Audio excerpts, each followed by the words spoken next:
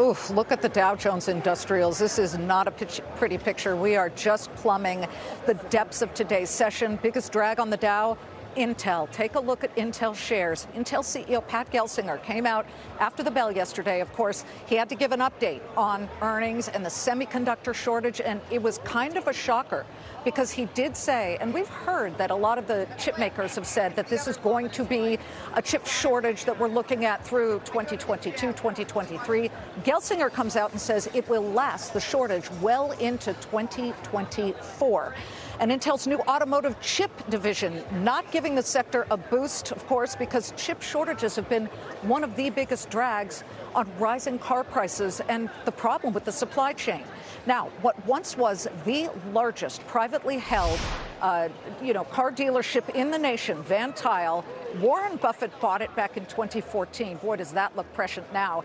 Of course, it's now known as Berkshire Hathaway Automotive, with 100 plus dealerships in 10 states. With me now, first on Fox Business, right with the gecko from the Geico Insurance Company, auto insurance, is President and CEO of Berkshire Automotive, Jeff Rachor. Thank you for being here first on Fox Business. It's an honor. It's so great to see you, Liz. Oh, great to have you on Fox Business. I need to just right off the bat ask you if you could compare, because everybody's talking about suddenly slowing demand because rates are going up, it costs more to maybe get car insurance. What kind of demand are you seeing this year, but as it compares to pre-COVID 2019? Certainly. Well, Liz, we have not seen any moderation in demand. Okay. And in fact, we compare all of our numbers against 19. A lot of noise in 20 and 21 because of the COVID disruption. And every way we measure demand at retail, we're still seeing a very resilient and strong consumer. Obviously, we're unable to meet that demand because of the supply shortage. We believe that the demand still exists to sell significantly more units in our industry than what were posted in the first quarter. Sales of first quarter in our industry down about 16%.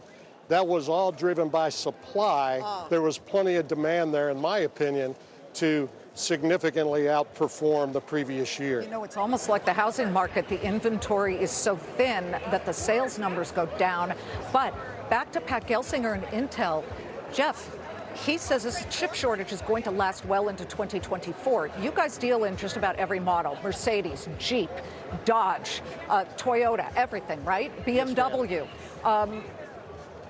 Now Audi is shipping cars with what are called, did you guys hear about this? I think we talked about it, semiconductor-free packages, where they're cutting back and they're shipping cars that don't have certain semiconductors that run certain things, like the charger for your phone within the car.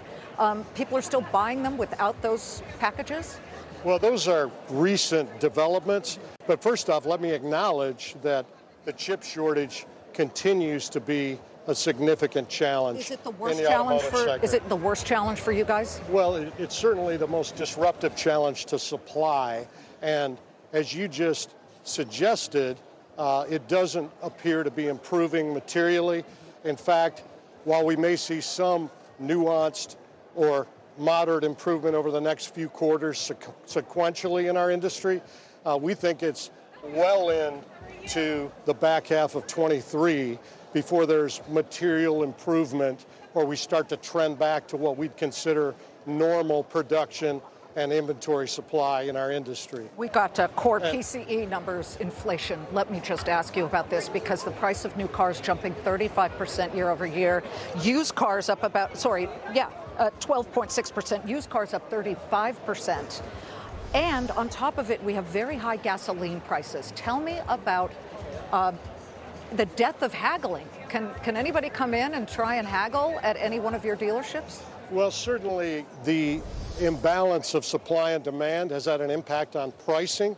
Our manufacturers don't dictate pricing. They offer a suggested manufacturer retail price, and our organization doesn't dictate pricing. We allow our dealer partners in the local markets to make those decisions. But there has been inflation in the price of new cars. Some of that is consumer preferences shifting towards vehicles with more content. How about electric? Electric I know you guys is another you guys have great pre-owned Teslas. I looked, 26 pre-owned Teslas on your site. Do. How are electric vehicles selling, and what is the most popular model? Well, it's an exciting time in our industry with all the development around electric vehicles.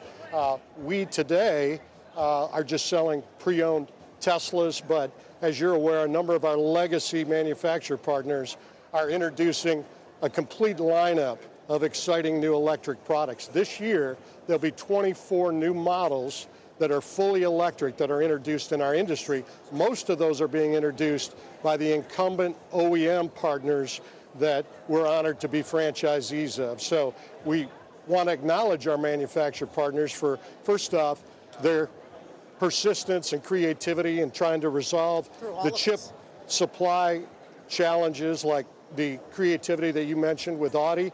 And we also, again, want to take our hat off to them for their bold investment and development around EVs.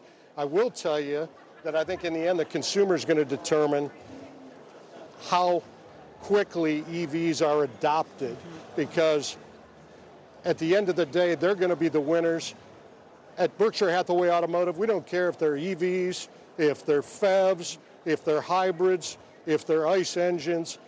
We love selling cars and trucks, and we want to be their dealer of choice, give them a great customer experience. At the end of the day, the consumer's the one that's in the driver's seat here. Can you tell this guy's in the auto dealership business? Jeff, it's so great to see you. Thank Always you. a pleasure to see you, Liz. Jeff Rachor, first on Fox Business. I hope you have a terrific weekend. Thank you. You too. Berkshire Automotive. Okay, yeah, it's always fun to see the Geico Gecko right there.